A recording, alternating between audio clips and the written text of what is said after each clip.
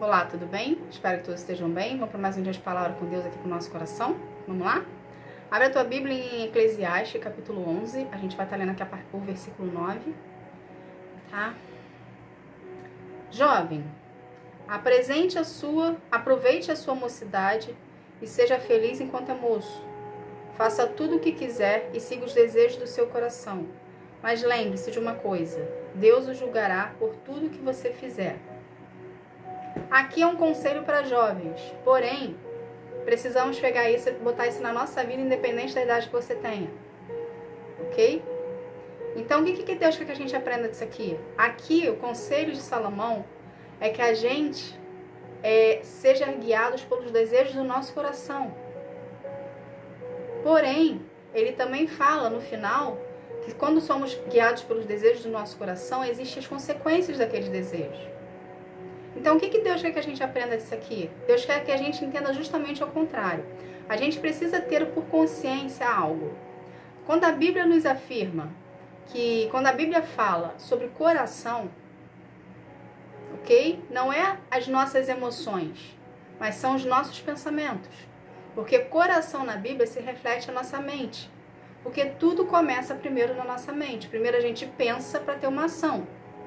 Então, você sabendo disso e aplicando isso aqui no versículo, você precisa ser guiado pelos seus pensamentos.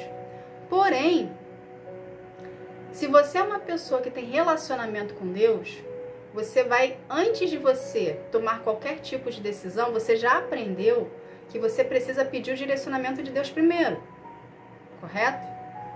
Então, se você é uma pessoa que tem relacionamento, você não vai se deixar levar pela situação e nem pelo momento. Porque você entendeu que é necessário primeiro pedir conselho do Senhor. Porém, se você é uma pessoa que não tem relacionamento com Deus e você decide viver a sua vida de acordo com seus achismos, de acordo com seu conhecimento, a tendência de pessoas que não têm relacionamento com Deus é ir cada vez mais para cativeiros. Quando a Bíblia fala cativeiros, são cativeiros emocionais. Enfim, o que quer dizer cativeiros emocionais? Você fica preso em situações emocionais que você não consegue sair. Entende? Tem pessoas aqui que estão presas em cativeiros sentimentais.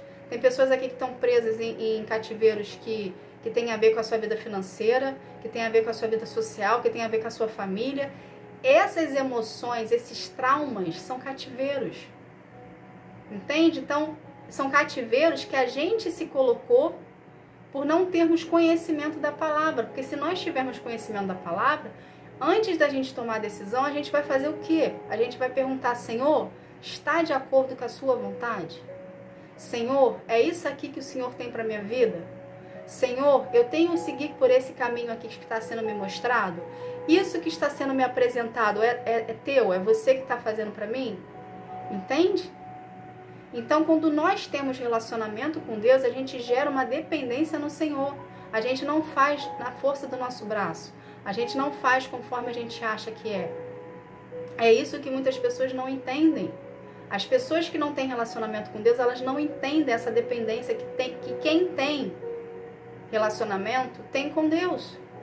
Então, aprenda a ter relacionamento com o Senhor e aprenda a depender dele, para não cair nas armadilhas que o inferno vai colocar no seu caminho para fazer você ficar em cativeiros emocionais e não viver os planos do Senhor. Entende, gente? Então, o que a gente precisa entender disso aqui? Toda escolha que a gente faz, existe uma consequência. O que isso quer dizer? Que além de você colher a consequência da sua escolha que você fez ali, seja bom ou ruim, você ainda vai ser julgado por Deus. Porque se você fez uma má escolha, você vai colher a consequência. E ao mesmo tempo, Deus vai pesar a mão sobre a sua vida. Isso é um julgamento dele. Entende? Então não queira ter as mãos do Senhor pesando sobre a sua vida. Não queira ser cobrado pelo Senhor por atitudes e escolhas que você fez sem o consentimento dele.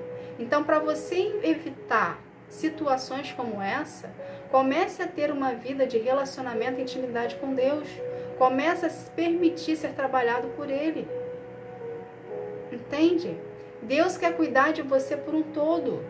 Ele quer curar suas feridas, Ele quer libertar você dos seus traumas, Ele quer administrar a sua vida, Ele quer administrar o seu dinheiro, Ele quer organizar a sua casa.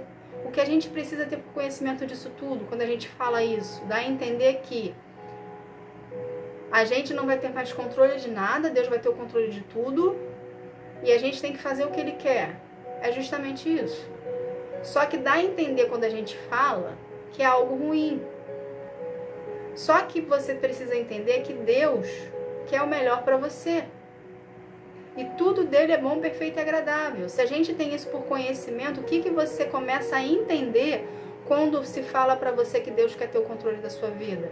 Ele quer administrar de uma maneira que você viva de uma forma boa. Não de uma forma de modo de sobrevivência, mas de uma forma de modo que você viva feliz. Entende? Então, a princípio, quando a gente solta o controle da nossa vida nas mãos de Deus, dá a entender que a gente está perdendo algo, mas na verdade a gente não está perdendo nada. A gente está apenas entregando o controle para aquele que sabe o que sabe fazer. Entende? Foi Deus que gerou você. Você está vivo hoje, até hoje, porque Deus te gerou, Deus cuidou, Deus protegeu e Deus deu livramento. Porque Ele quer que você viva os planos dele. Entende, gente? Então a gente precisa andar de acordo com a vontade de Deus. É Deus querendo mostrar para você o que Ele tem para a tua vida. É Deus querendo fazer que você viva os planos dele. E é você batendo de frente com Deus, teimando que você quer fazer do seu jeito. Sabe o que Deus faz nessas horas? Ele para e fica te olhando. Ele deve, isso sou eu conjecturando, ele deve ficar perguntando assim, gente, como é que ela não consegue entender que eu quero o melhor para ela? Entende? Então não se limite no seu conhecimento, nem nos seus achismos.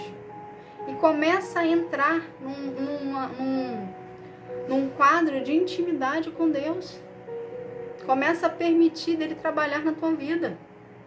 Entende, gente? Porque tudo que nós fazemos reflete algo que a gente precisa ter por conhecimento. Nem tudo que te é apresentado é para você fazer. Nem tudo que reluz como bom é ouro.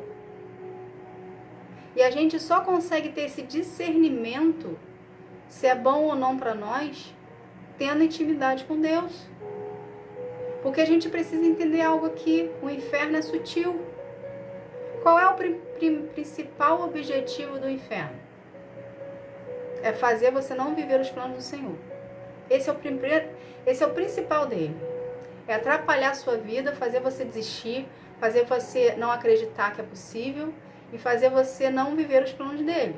Porque a partir do momento que você não vive os planos do Senhor para a sua vida, que você desacredita do que Deus está falando para ti, ok? Você vai andar em concordância com a oposição, você vai andar em concordância com o inferno. Porque ou você segue um ou você segue o outro. Então, se você deixa de acreditar que Deus vai fazer o melhor para ti, vai te entregar seu sonho, vai te entregar a promessa, vai te entregar o milagre, consequentemente você volta a andar nos caminhos do inferno. Consequentemente, você está se afastando de Deus. Porque o pecado te afasta de Deus. Porque o pecado faz você ficar cego. O pecado coloca uma venda nos nossos olhos que não deixa a gente enxergar a realidade das coisas. Ele te ilude, ele te lubridia, ele te dá uma ilusão de ótica, literalmente, entende? Então, o que é Deus querendo te mostrar? Que a situação que você se encontra não condiz com a realidade dele, e é o inferno querendo fazer você não enxergar que Deus tem razão. Entende? E você no meio do caminho aqui, olhando para as consequências, olhando para as adversidades, se afastando de Deus e indo cada vez mais em direção ao inferno, para ficar preso em cativeiros que Deus está querendo te libertar. Entende, gente? Então permita-se ser tratado pelo Senhor. Permita-se Deus mexer. Vai doer um pouquinho, porque a feridinha está aberta. Mas quando Deus mexe na feridinha que está aberta, Ele cura. E não vai doer mais. Então a gente precisa sim enfrentar os nossos medos. A gente precisa sim se posicionar perante as nossas convicções erradas. E a gente precisa sim andar na verdade, sermos honestos. Porque só anda com Deus aquele que está na luz. Então Deus quer tirar toda a escuridão que está dentro de você. Entende? Seja você a pessoa que já aceitou Jesus, seja você a pessoa que não aceitou. Porque quando a gente aceita, a gente faz a oração de reconhecimento de Jesus, a gente está cheio de escuridão dentro da gente, não se engane. Você veio do pecado. Existe escuridão. E Deus quer te libertar dessa escuridão. Para a gente viver os planos do Senhor, para a gente passar a eternidade com Deus, precisamos ser limpos.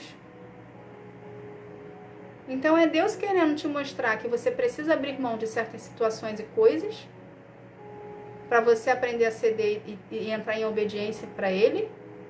E é você dando murro e ponta de faca falando, pai, eu não quero. Para mim tá bom aqui, minha zona de conforto tá ótima. Só que você está servindo, mesmo você ter feito a oração de Jesus, mesmo que você fez a oração de reconhecimento de Jesus, se você não permitir ser tratado, você está vivendo. Você está servindo ao inferno. Você não foi liberto. Entende? Então é necessário você permitir que Deus te limpe, para você viver o que Deus tem para a sua vida. E ande de acordo com a vontade dEle. A gente só consegue transformação quando a gente coloca a leitura da palavra em prática. Se a gente lê a Bíblia, se a gente faz devocional e a gente não coloca o que a gente aprende em prática, não existe transformação em nós. E você continua preso em cativeiros emocionais. Você continua preso. É Deus querendo te libertar e você se segurando. A própria palavra que está falando que Deus vai julgar nossas obras. Então, quando chegar no dia do juízo final, Ele vai te perguntar o que você fez? Para mim, para o meu reino, em que você agregou? Não queira escutar, aparta-te de mim que eu não te conheço. Mas queira que a porta se abra e você adentre. Então, a escolha que você faz hoje reflete no seu futuro. Então, escolha servir ao Senhor na profundidade, com intimidade, relacionamento. E permita dele trabalhar dentro de você e tirar as feridas e o cativeiro que você se encontra para te libertar. Sai da teoria e começa a praticar. Para de ser um religioso e começa a ter um estilo de vida diferente com Jesus. Entende, gente? Jesus veio para quebrar esses paradigmas que a religião embute, essas crenças limitantes que a religião coloca. Você quer ser um seguidor de Cristo? Você quer ser parecido com Ele? Começa a andar conforme Ele anda, conforme Ele quer. Entende? É contra o fluxo do mundo, não é no fluxo. Então é preciso sim renunciar, é preciso sim se abster, é preciso sim querer buscar a presença de Deus, orar, jejuar. É preciso para o seu espírito ser despertado e você conseguir viver e entender o que Deus tem para ti e ter relacionamento com Ele. Entende? Então não fique na religiosidade. Religiosidade é pecado. Só que a religião não deixa você saber disso. Ela camufla. Então é você presa em religiosidade, em cativeiros emocionais, e Deus querendo te libertar. Permita de Deus trabalhar em você. Permita de Deus libertar você. Permita ter intimidade com Ele, para você ver o quão o mundo é colorido. Porque você está vivendo no preto e branco. Entende? Então deixa Deus curar você, tratar você, libertar você para você viver os planos do Senhor para sua vida.